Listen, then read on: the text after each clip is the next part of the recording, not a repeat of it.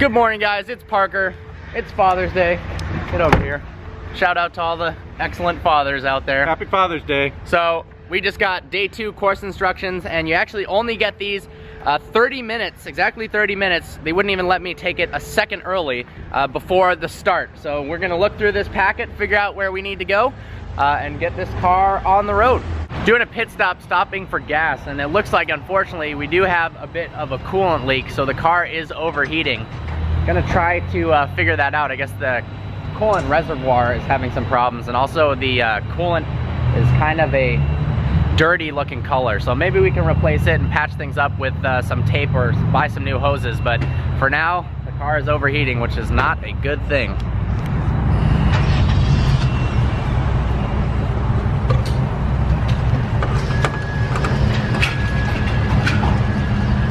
I'm gonna need your help. Okay. So we're in a little bit of a catch-22 right now. The car is overheating, and in order to release the pressure in the radiator, we have to unscrew the valve. But the problem is, if the coolant is super hot, it's going to shoot out and can cause serious burns. So we have to wait, but the problem is we don't have all that much time to get to the starting line. So we've got about 25 minutes to get there. It's 15 minutes away, and now we decide whether or not to wait to release the pressure in the radiator and fill it up with some better fluid. But it is leaking everywhere.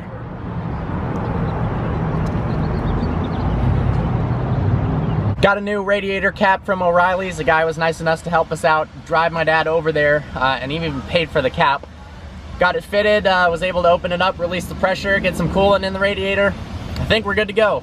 It's time crunch for sure. Holy crap, so because of the overheating issue, we ended up going to the starting line 1 minute and 3 seconds late. And because it wasn't a traffic holdup, or because it was related to our car, it was technically our fault that the car was overheating, you have to make up that time. You don't get a time delay card that you can write out and just subtract the minute and 3 seconds. This place is so beautiful.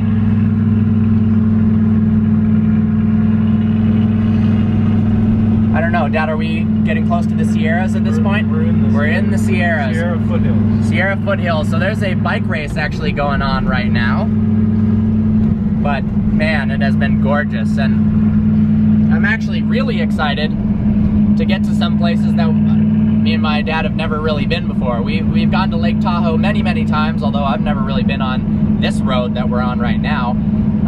And we get to do some strange things, like yesterday we were on farm roads that don't make any sense, that you would never go on unless you own that land. But once we get into Idaho, Wyoming, South Dakota and stuff like that, it is going to be completely foreign territory.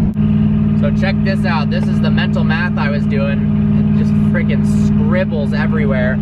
I think right there we were 10.8 seconds behind, and did some math, got us to 8.6 and then 6.4, got down to 1 second behind. And then we're able to make it up, and then I'm scratching everything out so that we know where the next directions are. Currently, we're past the falling rock sign, going 30 miles per hour, and we're waiting for a squiggly, curvy 35 mile per hour sign to drop to 25.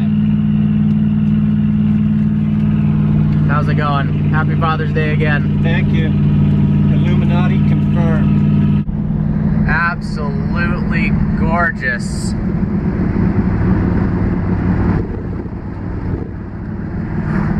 We're at 8,000 feet right now, descending a 7% grade, and comparing to other people, it looks like we made up the time.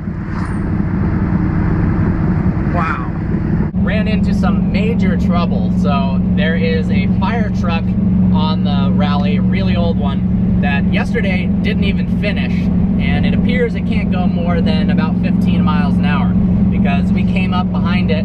The car should have been 20 minutes ahead of us, yet we were stuck behind it for, I think I calculated 3 minutes and 23 seconds, and then had to do some serious mental math to figure out we were going an average of 10 to 15 miles an hour for 3 minutes and 30 seconds. How many miles did that put us behind? And at what speed do we have to go to catch up? Then unfortunately we hit a checkpoint which means we didn't have time to catch up. And at the checkpoints, then you're supposed to pretend you're not late at all and resume as if you got a perfect score at that.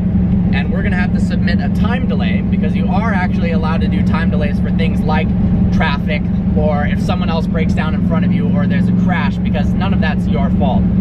So we've got our time delay written down for 2 minutes and 10 seconds, and we're hoping that's exactly how long the time delay was, and that'll get us exactly at an ace for that leg.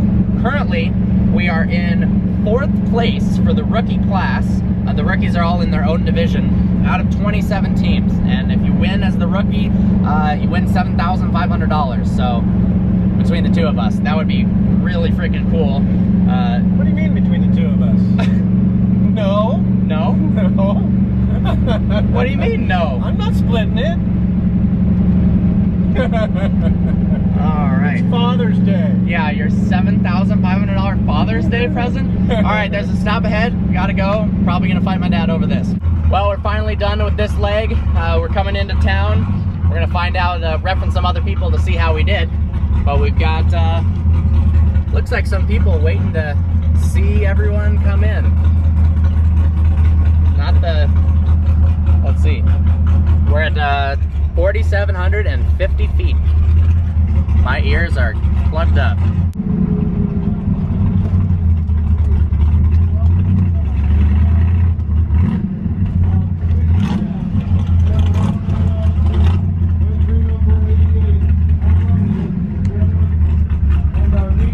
Alright, so we switched drivers now. The car's doing pretty well. It was idling a little funky at higher altitude, but smoothed out. We're going at a steady 40 in a 45 zone. Up here we've got a 35, and what do we slow down to, Dad? 30? 30. Okay, so we're gonna downshift in a second, because this car cannot handle 30 miles an hour in the lower RPM range. But that's all for now. Got to focus on driving. It's been a stressful day, that's for sure. Well, we just finished the final leg of the day. So I drove my first leg. I think it went pretty well. It's actually not all that hard to get the speed correct. The hardest part really is the directions, and then there's a lot of luck involved. Like several times today we got stuck behind either a participant in the competition or somebody who's not associated with the rally whatsoever. And you can't ever predict that. So the people who are the grand champions, who are the guys who really know how to not just maintain the speeds. That's not actually the hard part. It's figuring out, oh, I was stuck behind a car going 4 miles an hour slower for 32 seconds. How much do I have to speed up to make up for that? So I'm pretty impressed with the people. I think last year the grand champion one was off by like 8 seconds in the entire 9 days. So they were off by like a second per day. That's crazy. Headed to the finish line, excited to see how we do. We have no idea. There was some sketchy stuff going on, but we'll see it when we find out. Pulling up to the finish line at the, which automotive museum are we at, Dad? Harrah's National Automotive Museum. Apparently has a killer collection. National Automobile Museum. Former William Harrah collection.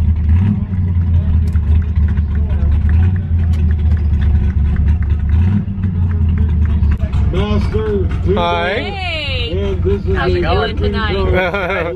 We had a bit of a So check this out. This is a 6-seater, 2-door designed by Rust Hines, the guy who owned Heinz Ketchup. What a unique design. Take a tour of the rest of the museum. This is spectacular. 1931 Bugatti.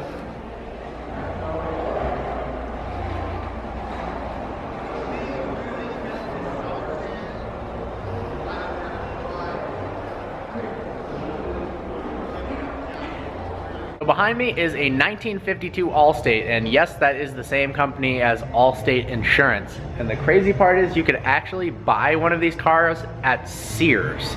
So I bought Timberland boots at Sears because I don't know, Sears isn't doing too well now, but they used to sell cars, and the Allstate came with Sears brand tires, spark plugs, and they even had a warranty through Sears on it. Over here is one of the most incredible cars in the museum, in my opinion, 1956 300 SL, and the crazy part is it was $7,500 in 1956, which adjusted for inflation in 2016 money is 65 grand. And the fact that the crappiest SL you can buy now, I shouldn't say crappy, but a base model SL 550 starts at 110, and this absolute masterpiece adjusted for inflation would be 65. I wish they had deals like that now. Now, some people noticed in our living room there was a Kaiser Darren little model car, and this is the actual one, and I did a review of one a little while ago. This was the first fiberglass car ever built, right before the Corvette was released. It's a fake garage setup here that even has little sound effects.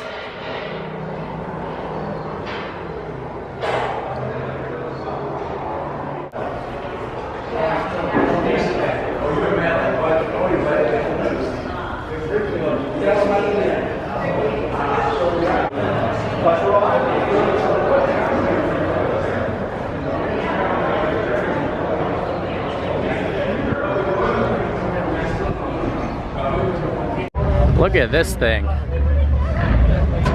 So damn cool. Apparently, the person who drives this built the frame himself. Looks like it's got parts off a semi-truck.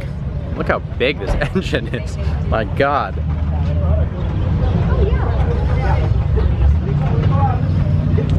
Well, finally at the hotel. I'm not gonna lie, most of this day kind of sucked.